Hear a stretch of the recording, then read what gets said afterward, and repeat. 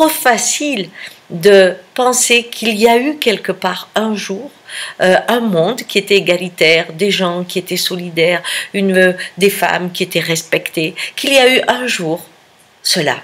Et on compare hier avec aujourd'hui comme si nous connaissions déjà ce que c'était qu'une démocratie, comme si nous connaissions déjà ce que c'était une égalité entre hommes et femmes, une liberté d'être ce que l'on est. C'est faux.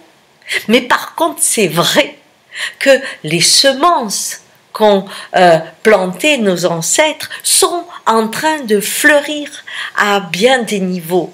Et je vais vous en donner un intéressant. Le principe d'avoir un enfant, de recevoir un enfant. Quand on a créé l'avortement, eh bien on l'a créé, pourquoi? Parce qu'on a mis en mots, par exemple, une situation de fait dont on parle peu, bien sûr. Pendant longtemps, quand il y avait trop d'enfants, on les tuait. Hein? Dans les campagnes, il y avait plein de petits cimetières d'enfants qui n'étaient pas nommés, bien sûr, comme ça. Ou même pire, on savait que certains étaient donnés aux cochons, ou d'autres, comme on ne voulait pas les tuer, on les laissait mourir dans un genre de petit cercle. Il y avait plein de coutumes. Mais quand il n'y a rien à manger, comment vous faites? Hein? On ne peut pas se permettre de juger cette époque-là. Vous allez me dire, c'est loin. Non, c'est pas loin. C'est pas loin du tout. J'avais un vieil oncle électricien qui avait électrifié les Causses en Cévennes et qui le racontait. Bien sûr, on voyait des fois que les femmes étaient un peu rondes et puis après elles redevenaient minces, mais il n'y avait pas d'enfants parce que c'était pas possible. C'est pas possible de nourrir. Hein. Donc l'avortement a juste permis de faire très précocement quelque chose qui se faisait au fil du temps dans tous les pays du monde. Donc on a, on va dire, humanisé un acte. Mais après, on a créé aussi la contraception. Et cette contraception qui permet de dire oui ou qui permet de dire non, hein, eh bien, cette contraception a donné une forme de liberté aux femmes.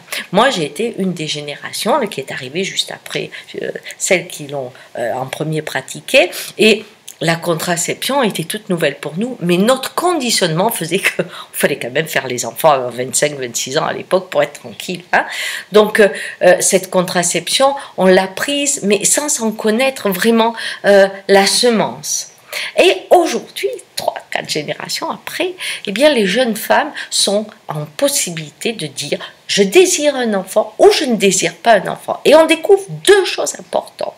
La première, c'est qu'elle retrouve l'instinct de l'espèce, et ça c'était épatant, c'est que, on va dire, celui-là, j'aimerais bien avoir un enfant avec lui. Et des fois, je lui dis, ah ouais, d'accord, mais, elles me disent, ça serait pas un bon père.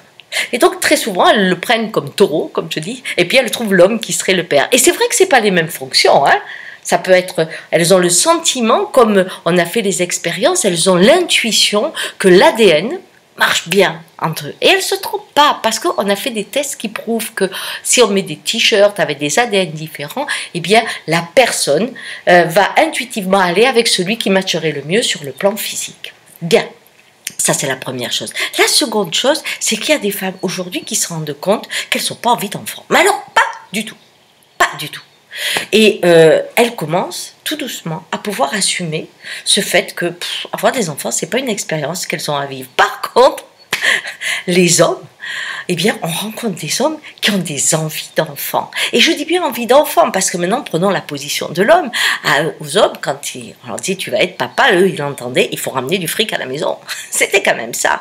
1, il va falloir que je reste avec cette femme. 2, il va falloir que je bosse, parce qu'il va falloir nourrir toutes ces bouches. Donc, il y avait beaucoup d'hommes qui disaient non, on peut pas être ensemble, j'ai pas de travail. Et on disait tu peux te marier quand tu as un travail. Vous voyez, cette chose-là. Donc, aujourd'hui, où ils sont libérés, puisque la femme peut gagner sa vie, de cette idée que être père veut dire être surtout un carnet de chèques, eh bien, où ils peuvent être le papa, celui qui aime, eh bien, il y a des hommes qui veulent vraiment des enfants. Et ça, c'est nouveau, c'est-à-dire que si une femme lui dit non, moi, j'en veux pas, il va dire je pourrais pas faire ma vie avec toi, ou alors il faut que je trouve une complice qui veut bien avoir un enfant et que je continue à vivre avec toi. Donc, c'est quelque chose de nouveau. On accueille la vie. Et c'est une responsabilité qu'on prend. On est pour la première fois dans une génération qui peut désirer.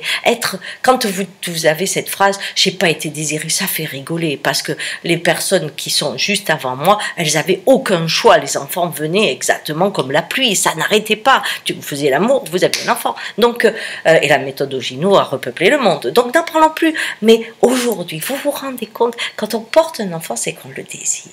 Ça, c'est quelque chose de nouveau. Et c'est une des semences qui est en train de fleurir.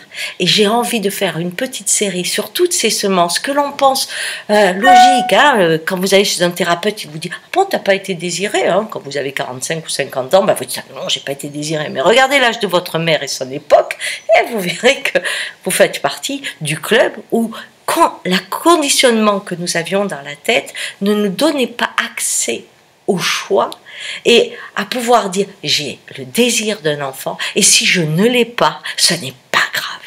Voilà, désir d'enfant ou pas, c'est toute une semence qui a évolué et c'est bravo pour moi.